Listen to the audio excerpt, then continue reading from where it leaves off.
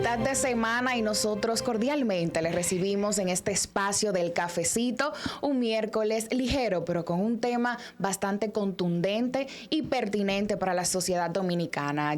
Aunque el día de la eliminación de la violencia contra la mujer fue el pasado sábado, nosotros también tenemos el compromiso constante y no importa el día para tratar estos temas referentes al cuidado y el bienestar, tanto emocional como físico de las personas. Hoy tenemos una psicóloga clínica muy querida, muy apasionada de esos temas y muy comprometida con su gente. Ella es Indira Fernández, bienvenida al cafecito. Hola Nicole, muy buenos días. Para mí es un verdadero placer, un gran honor compartir contigo en este programa, una mujer tan talentosa. De verdad te agradezco el hecho de que me hayas invitado en la mañana de hoy. Hoy el tema básicamente es tratar los tipos de violencia. Sí. Violencia que quizás el término uno lo ha subestimado, pero menos mal. O se ha acostumbrado, correcto. Sí. Pero me gusta que muchas entidades profesionales de la conducta humana y mucha gente comprometida con que las cosas se hagan bien, pues han utilizado incluso las plataformas digitales para fomentar el amor propio, reconocer cuando somos víctimas de violencia. Y quiero iniciar preguntándote qué significa para ti violencia, el término, y cuáles son los tipos de violencia más comunes en la sociedad. Pues fíjate, ¿cuándo te violentan? ¿Cuándo una persona se siente violentada? Cuando entiende que no le están respetando sus derechos, cuando no la están respetando como un ser humano, ya sea hombre o mujer, cuando se le está tratando de una manera en la cual ella se siente o él denigrado, humillada, porque vamos a hablar específicamente de la mujer.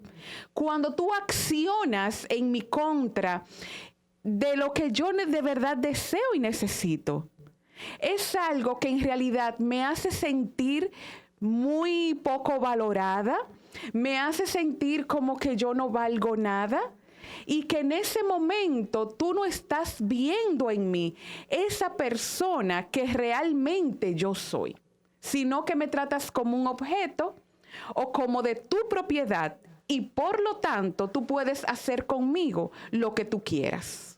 Básicamente, ¿cuáles serían esos tipos de violencia más comunes en la sociedad? Porque hay muchísimos. Sí, hay muchos. Lo que sucede es, Nicole, que las personas estamos lamentablemente acostumbrándonos a que solamente es violencia física.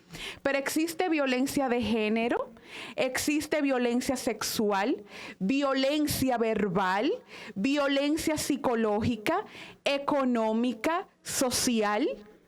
Entonces se podría decir que estas son las más comunes dentro de un país o dentro de una sociedad. También pueden existir violencia en cuanto a etnias. Okay. O sea, tú eres de tal raza o de tal nacionalidad, yo soy de una muy diferente. Y también ese es otro tipo de violencia que vendría, podríamos encajarla, por así decirlo, lo que es la violencia social. Ok.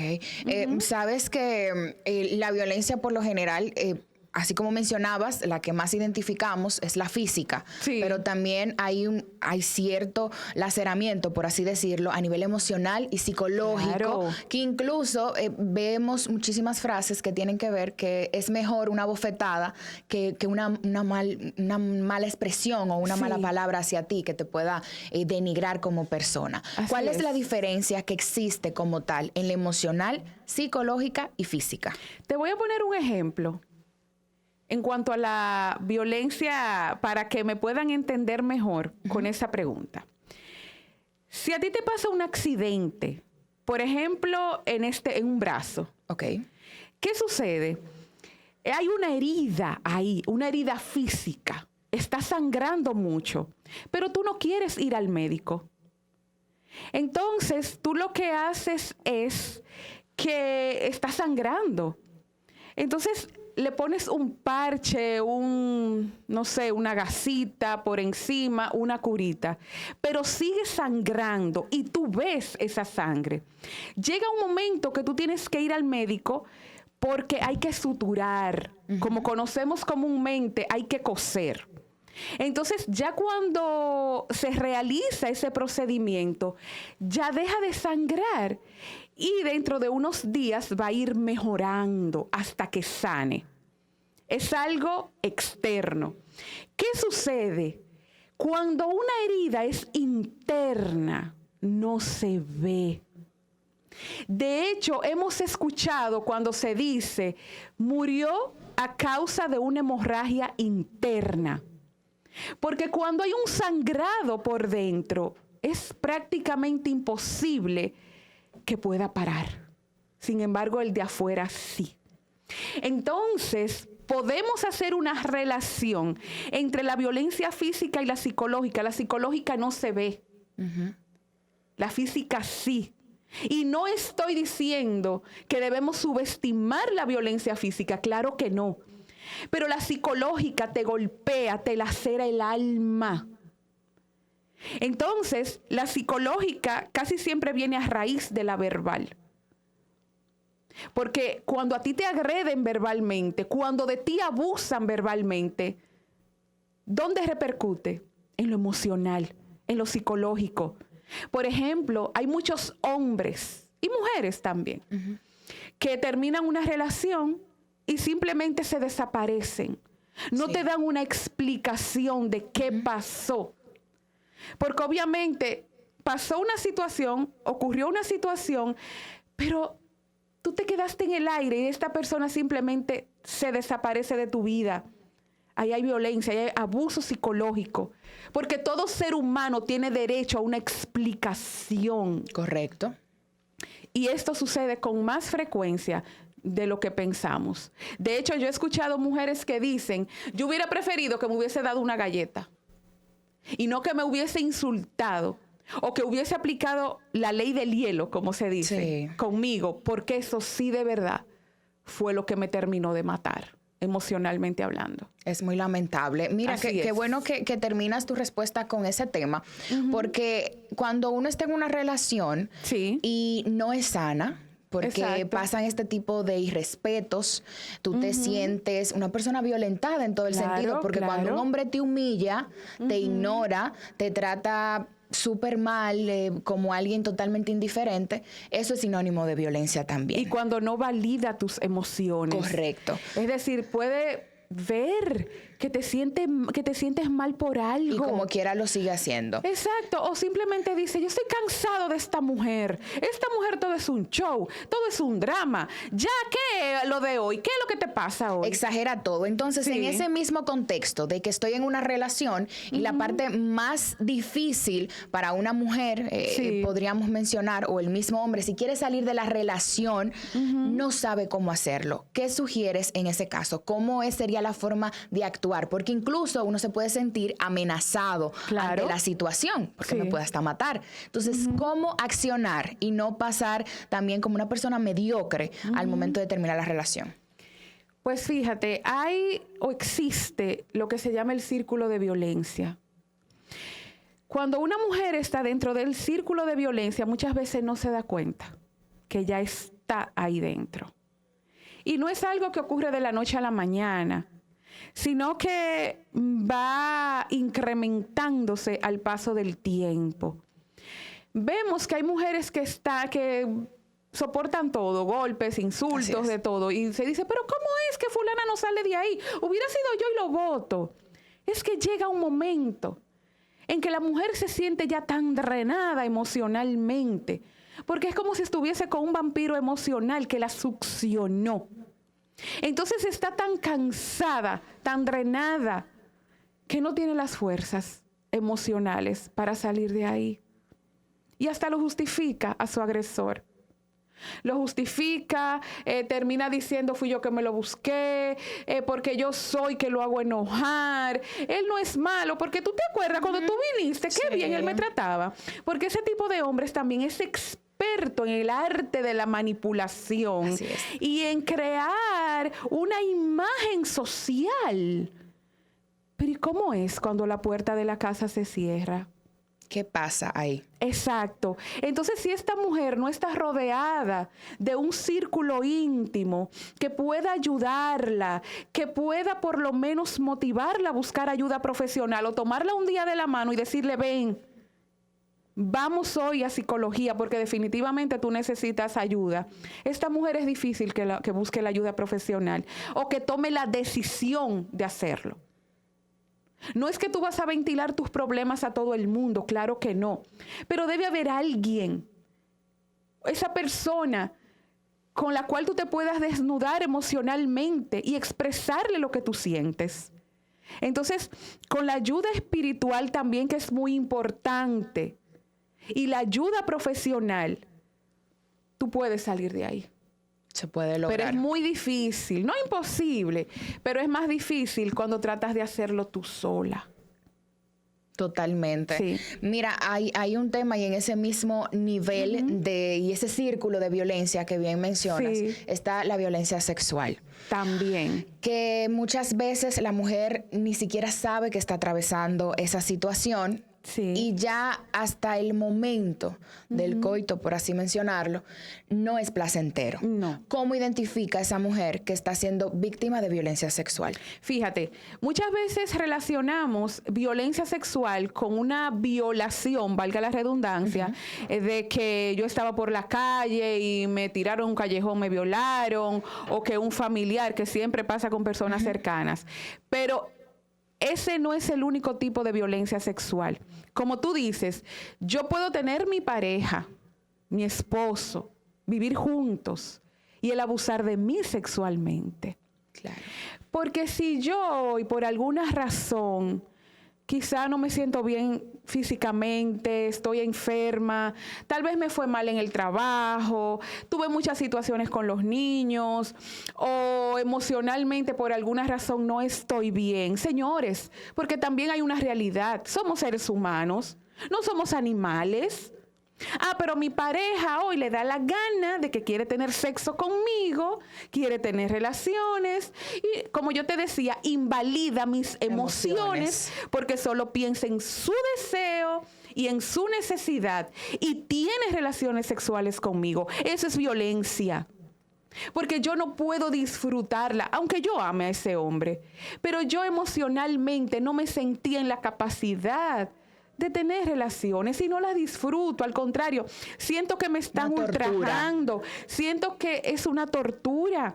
Y de hecho, tú sabes que la mente, las emociones tienen mucho que ver en el placer y hasta en lo físico. Disfrutarlo. Claro. Que esa es la idea. Yo puedo sentir que mi parte íntima también está siendo atacada. Claro. Como que yo estoy con un depredador. Porque todo inicia en la mente. Claro. Y luego ya entonces viene que el líbido. Exacto, todo lo demás, exacto. Se provoca a nivel natural. Mente, corazón, mente, emociones, todo. Entonces no hay forma. Y vuelvo y te repito, aunque a mí me guste ese hombre, aunque yo lo ame, pero en ese momento me violentó. Entonces hay que evaluar qué está pasando por la mente de ese hombre que no fue capaz de respetar a la mujer que supuestamente la ama. Bueno, el tema se está tornando muy interesante. Sí. Vamos a una pausa, Indira. Vamos a seguir disfrutando el cafecito que está caliente. Claro que sí. Y a usted que está en casita, no se mueva, que volvemos con más.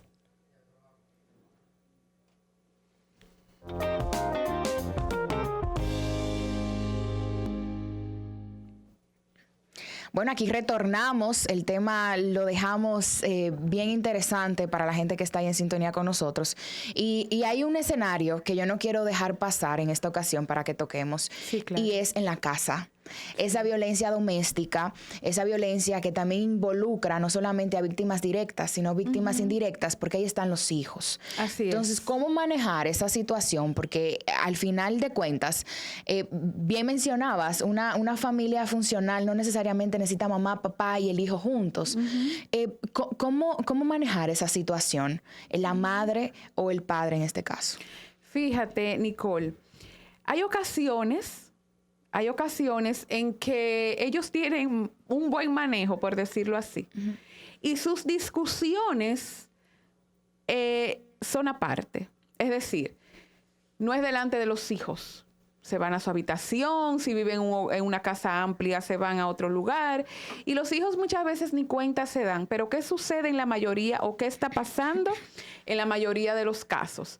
Que ya los hijos son testigos presenciales de todo esto. Escuchan y ven.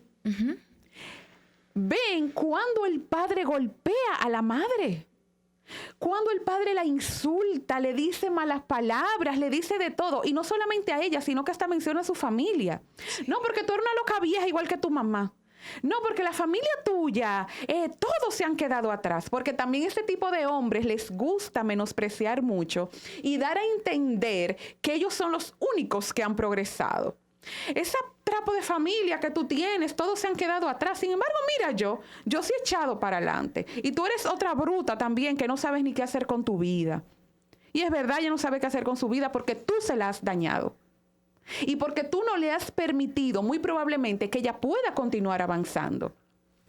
Entonces, hay un concepto que se está usando de manera errónea. El famoso hogar funcional, familia funcional, matrimonio funcional.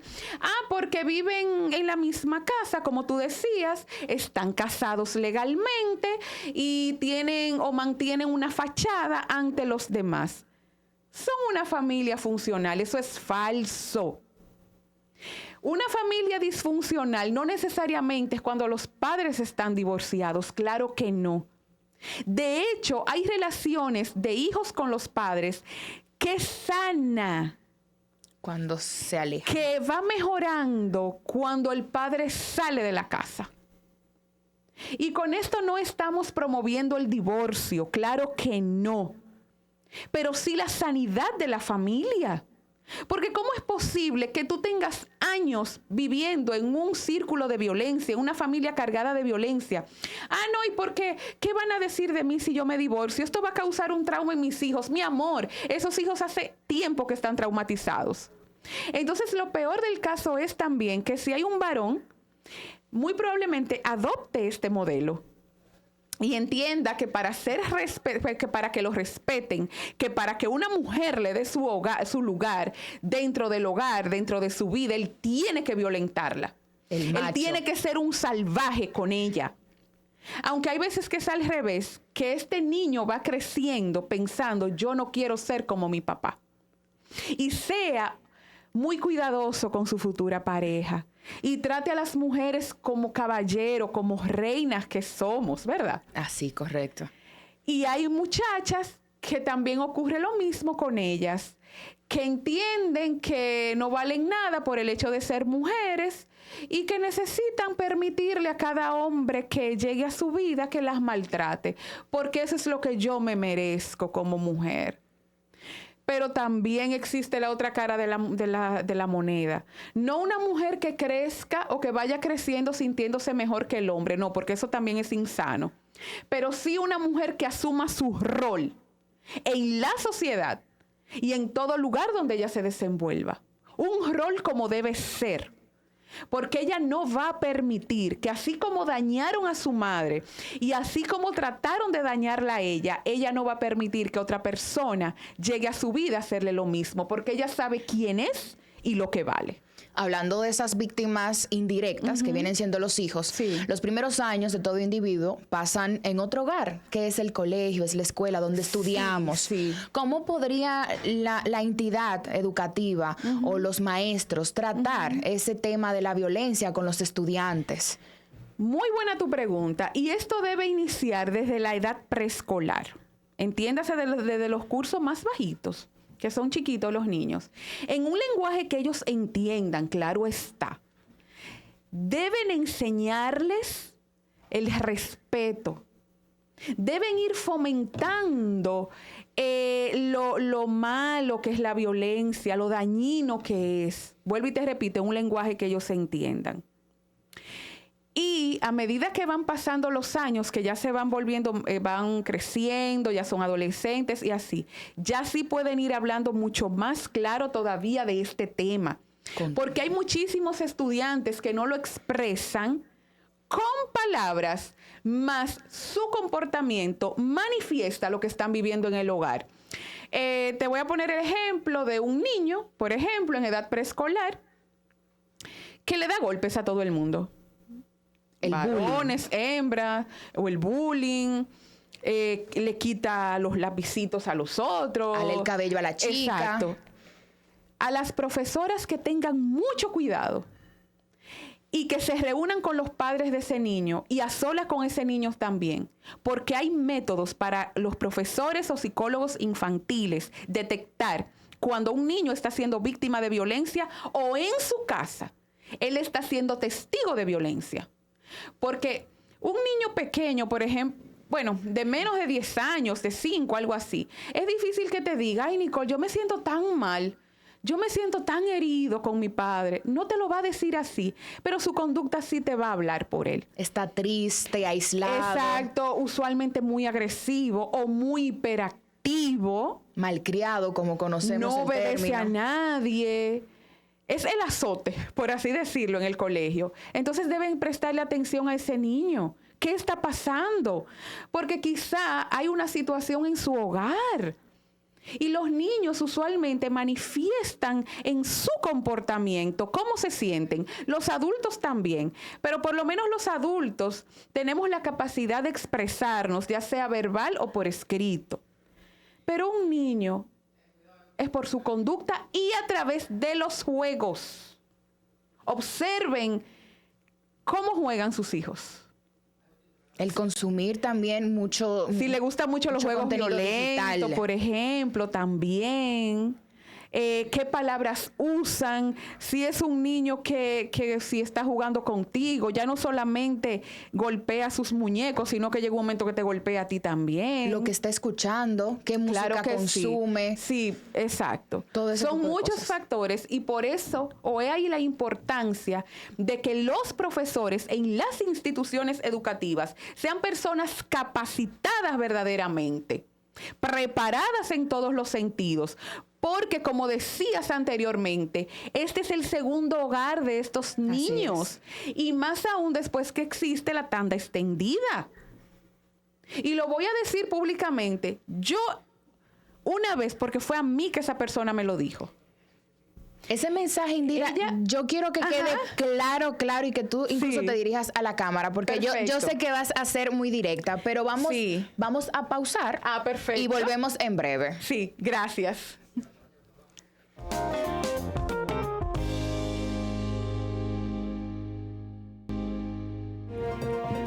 Antes de ir a la pausa, Indira tenía una denuncia, un reclamo formal para el mismo Estado como tal. Adelante, Indira. Sí, así mismo es. Tiene mucho que ver, está relacionado, Nicole, y personas que nos escuchan, precisamente a lo que yo les hablaba anteriormente, de la importancia de que si usted es profesora o profesor de una institución educativa, debe tener la suficiente preparación y formación para tratar con niños y adolescentes. Porque de lo contrario, ¿cómo tú vas a captar las necesidades o situaciones que ellos están viviendo? Yo sé de un caso, no voy a especificar o entrar en detalles que no vienen Al caso, valga la redundancia, la conversación, de una profesora, una joven señora, que ella era profesora de francés en una escuela, a toda la secundaria. Entonces yo le digo a ella, pero usted debe saber mucho del idioma si es precisamente la que imparte francés en esos cursos. Su respuesta fue la siguiente: ¿quién dijo? Yo no sé nada de francés. Yo busco videitos en YouTube y aprendo palabritas. Oui, bonsoir, bonjour, merci, o sea, palabras comunes. Y yo los entretengo en el curso. Increíble. ¿Ustedes creen que eso es posible? ¿Y una persona nombrada? No. Entonces, ¿qué va a impartirle a sus alumnos si ella no tiene idea del idioma? Pero lo peor es, si un alumno tiene una necesidad, si está pasando por una situación en su hogar, ella no va a tener la capacidad de saber cómo manejar ese caso. ¡Qué vergüenza! Entonces lo malo es que es un tipo de situaciones que sigue pasando. Entonces, ¿cómo vamos a progresar? En lo educativo, en lo emocional, en cada área de la vida. Es prácticamente imposible hacerlo. Muy acertado tu comentario, Indira. Incluso le causa al mismo ciudadano indignación. Claro. Y quiero hacer énfasis en cuadros que nuestro mismo país incluso vive en esos territorios donde personas con más escasos recursos que cualquier otra clase media, por ejemplo, no tiene quizás el espacio en una vivienda para tener una mejor calidad de vida, el entorno en el que está, hay drogadicción, hay adicciones como tal y violencia constante. ¿Qué posibles estrategias o soluciones se podrían aplicar para que en zonas urbanas de esta índole se pueda prevenir la violencia? Fíjate, quiero poner un ejemplo basándome en lo que dices, porque hay situaciones o acciones que no son consideradas como violencia sexual. Por ejemplo, yo vivo en una casita muy pequeñita, donde es muy probable que en un mismo espacio tengamos que dormir mi pareja, mis hijos y yo. Si mi pareja y yo tenemos relaciones sexuales delante de nuestros hijos, aún estos estén durmiendo, esa es violencia sexual hacia mis hijos. No porque ellos están durmiendo, pero ellos no están muertos. Ellos no son seres inertes. Ellos pueden despertarse, o quizá ellos ni siquiera se han dormido y tú crees que sí. Y cuando hay niños pequeños, ellos piensan que es que el papá está maltratando a su mamá. También sucede, y no necesariamente en zonas urbanas de un estatus social bajo, que en la misma habitación de los padres hay una camita aparte donde duerme la niña o el niño, sobre todo cuando son hijos únicos. Y como está en una camita aparte, yo tengo relaciones con mi pareja. Eso es abuso sexual. Porque usted le está haciendo un daño a esa niña o a ese niño. Usted no está respetando su privacidad, su individualidad, a pesar de que es un niño. Porque como te decía, puede pensar que el padre o la misma madre está maltratando al otro. Entonces lo ideal es que en ese caso los padres tomen un poco más de conciencia. Y si es inevitable que sus hijos duerman en el mismo espacio físico, pues cuando los hijos están en la escuela, que el padre va a comer a la casa, eso no es algo programado, claro que no, pero tratar como de tener relaciones cuando los hijos no estén en la casa. O poner alguna división en el hogar, alguna cortina, aunque usted no tenga el dinero de poner una puerta. Yo sé que hay hogares en una condición muy deplorable.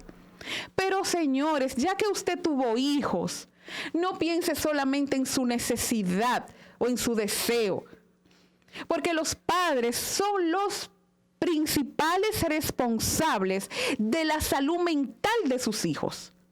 No solamente de la física, sino de la mental, del bienestar emocional de ellos. Entonces, también llevar charlas educativas a estos sectores que casi siempre tienen una casa club.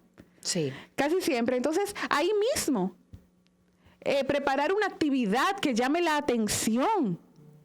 Porque también a veces por desconocimiento o por ignorancia es que suceden ciertas cosas. Bueno, pausamos, Indira, y seguimos con más del cafecito. Bueno, aquí volvemos, ya llegando a la parte final, Indira, minutos que se han vuelto muy gratificantes y muy enriquecedores para el conocimiento de cada uno de nosotros. Y me gustaría saber cuáles desafíos tú entiendes que se han presentado para uno tratar esta problemática de la violencia contra la mujer y a nivel doméstico. Bueno, yo creo que uno de los principales desafíos es la no apertura o la resistencia de muchas mujeres a que su vida cambie. Que puedan hacer algo diferente. Que se supone que debe ser al revés. Pero hay muchas mujeres inclusive que han dejado de trabajar. Hay mujeres que han dejado de hacer quizá proyectos que las hacían sentir bien, que las hacían sentir vivas. Plenas, exactamente. Y esto lo que ha provocado es que ellas se envuelvan más en este círculo de violencia. Entonces, yo diría que la resistencia al cambio Porque yo quiero que tú sepas, y personas que nos están sintonizando, que la zona de comodidad no es solamente, bueno, ya yo me acostumbré así, eso siempre se ha hecho así, y normal. No, también hacemos de nuestra zona de comodidad lo negativo. Lo negativo, no le permitimos a otras personas a invadir ese espacio, ni siquiera con la sugerencia de yo te voy a ayudar o yo te voy a llevar donde alguien que te pueda ayudar. Y preferimos quedarnos sumergidas todo el tiempo en el lodo de la violencia o el abuso. Ayuda, palabra clave para terminar este conversatorio. Así es. Pautas, herramientas que podamos utilizar, que estén a la mano. No todo el mundo cuenta con los recursos quizás para ir a un psicólogo, sí. Tratarse. Y incluso felicito a las ARS que están implementando este tipo de, asegurar este tipo de consultas. Entonces, se ha hecho difícil. Se ha hecho difícil, pero difícil, se está tomando la iniciativa. Sí, por lo menos eso. Que es lo importante, porque ya se está poniendo el tema de salud mental en la mesa, en el Congreso. Sí. En donde están los puntos importantes y las personas que toman decisiones se está poniendo en la mira como tal. Entonces, recursos, dónde buscar ayuda, ejercicios para hacer, o qué tengo a la mano para yo comenzar a actuar. Fíjate, tú has dicho algo muy puntual. Muchas personas, es cierto, porque no podemos tapar el sol con un dedo, que no buscan la ayuda profesional porque carecen de los recursos económicos para esto. O solamente pueden ir a una primera cita. Y tú ir a una primera cita, o sea, es como tú tomarte un vasito inútil de agua porque te dio sed y ya. Si ese es tu caso, mujer que nos estás viendo, yo creo que todo el mundo, independientemente de su nivel económico, tiene esto, un celular.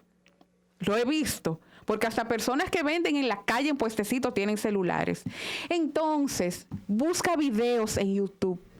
Todo el mundo prácticamente tiene redes sociales también. Trata de buscar psicólogos que puedan orientarte. Temas, videos, como te dije, que tú puedas alimentarte, nutrirte de ellos y que en cierta manera también puedan ir ayudándote a tomar conciencia de cuál es tu situación, de qué es lo que estás viviendo y qué debes hacer. También, dependiendo de la religión que profeses, pastores, sacerdotes, busca mensajes que también te ayuden a alinearte, a alimentarte espiritualmente. Si tienes una persona de mucha confianza, que tú sepas que es discreta, habla con esa persona, desahógate, llora. Porque muchas veces lo que necesitamos también es ese hombro, ese oído que nos escuche, ese hombro en el cual podamos llorar. También trata de evaluar. Tú decías como una forma que yo me dé cuenta que estoy siendo violentada. Si alguien no te respeta, si alguien te insulta, te habla mal, llega a la casa, esta comida está salada, te extrae el plato, te tira la comida,